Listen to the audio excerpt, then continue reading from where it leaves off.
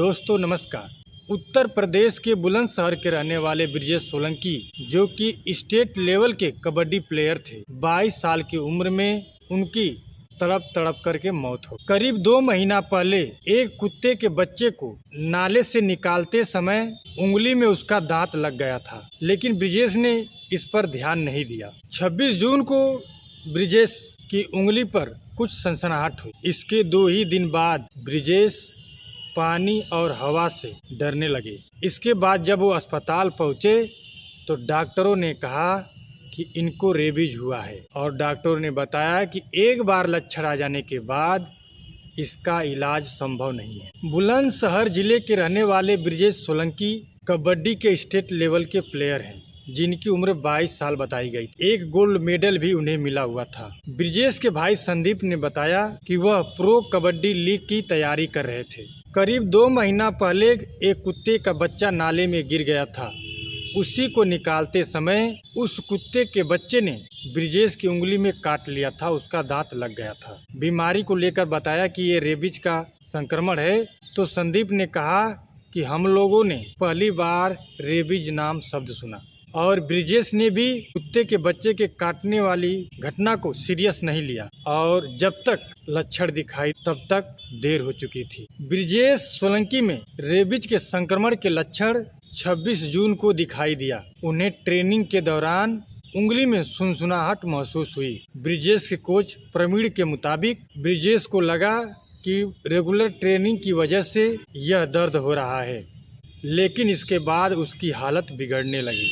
और वहीं ब्रिजेश के भाई संदीप ने कहा कि ब्रिजेश को हाइड्रोफोबिया हो गया, यानी कि वह पानी से डरने लगा।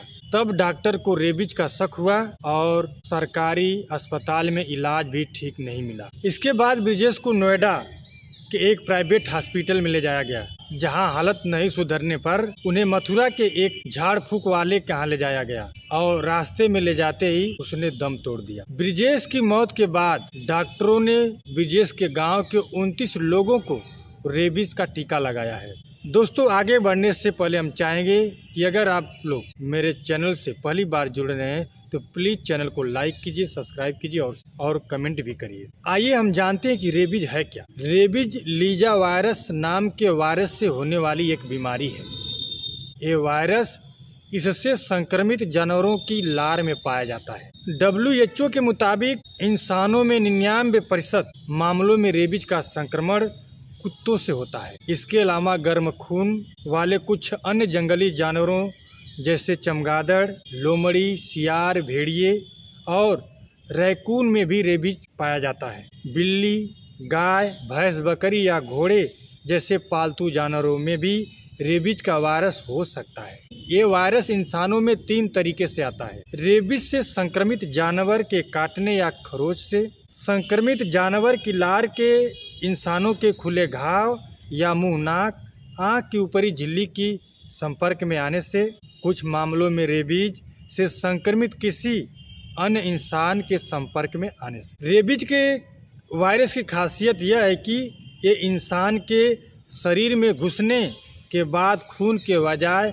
सीधे नर्वस सिस्टम पर हमला करता है। नर्वस सिस्टम का मुख्य केंद्र दिमाग होता है, इसलिए संक्रमण आखिर तक दिमाग में पहुंचता है। हालांकि वायरस के दिमाग तक पहुंचने की स्पीड कम होती है। वहीं न्यूरोसर्जन डॉक्टर सतीश कुमार ने बताया कि आमतौर पर कुत्ते के टांग या हाथ में काटने के बाद इसे दिमाग तक पहुंचने में करीब 14 दिन लगते हैं। हालांकि अगर कुत्ते ने दिमाग के करीब यानी गर्दन, सिर या चेहरे पर काटा है या फिर किसी बच्चे को काटा है तो वायरस 4 से 7 दिन में ही दिमाग पर असर कर देता है।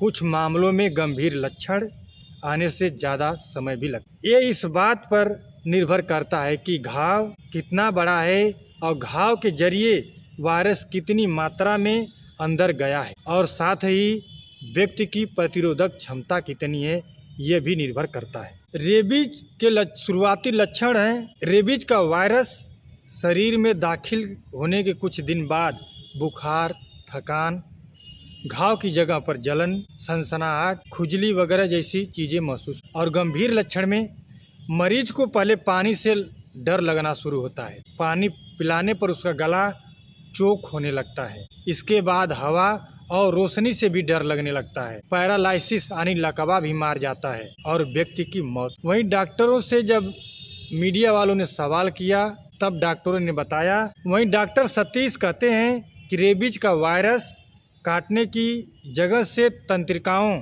यानी नर्व्स तक होते हुए रोगी के दिमाग और रीढ़ की हड्डी तक पहुंच जाते हैं। इसकी वजह से व्यक्ति के व्यवहार और बाकी कामों को कंट्रोल करने में दिमाग के कई हिस्सों जैसे सेरेब्रल कार्टेक्स और ब्रेन स्टेम में सूजन आ जाती है। ऐसे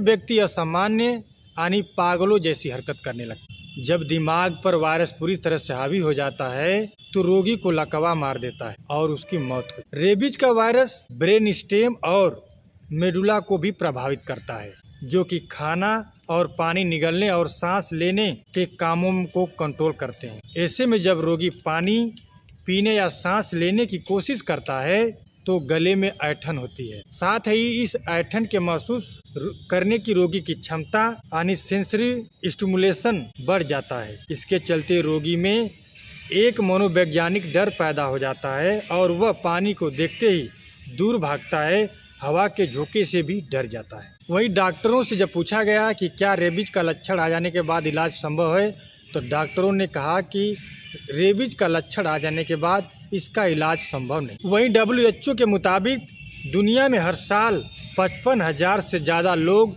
रेबीज का शिकार होते हैं, यानी रेबीज की वजह से उनकी मौत होती है। और इनमें से WHO ने आंकड़ा दिया है कि 18 से 20,000 मौतें केवल भारत में होती है। दोस्तों, इस घटना को बताने का मेरा मकसद यही है, आज के आधुनिक युग में कुत्तों को पालना पोसना, उन्हें साफ सफाई करना आम बात है और लोगों को कुत्ता पालने का शौक भी है। उन्हीं में से कुछ कुत्तों में इस तरह के संक्रमण पाए जाते हैं जिनके नाखून या काटने से व्यक्ति के अंदर रेबीज का संक्रमण होता है और उसके स्वास्थ्य पर प्रभाव पड़ता है और उसकी मौत हो जाती है। तो दोस्तों, मेरा मकसद केवल ये है कि इस घटना से आप लोग कुत्तों से सावधान रहें और जब भी आप लोगों को किसी कुत्ते से किसी तरह की समस्या दिखाई देती है या काट देता है, चाट देता है या नाखून कुत्तों का लग जाता है, तो ऐसे में तनिक भी आप देरी किए बिना सरकारी हॉस्पिटल में जाएं और रेबीज का टीका लगवाएं। और सरकारी हॉस्पिटल में अगर ये सुविधा नहीं है तो आप प्राइवेट में भी जाकर के टीका जरूर लगवा लें।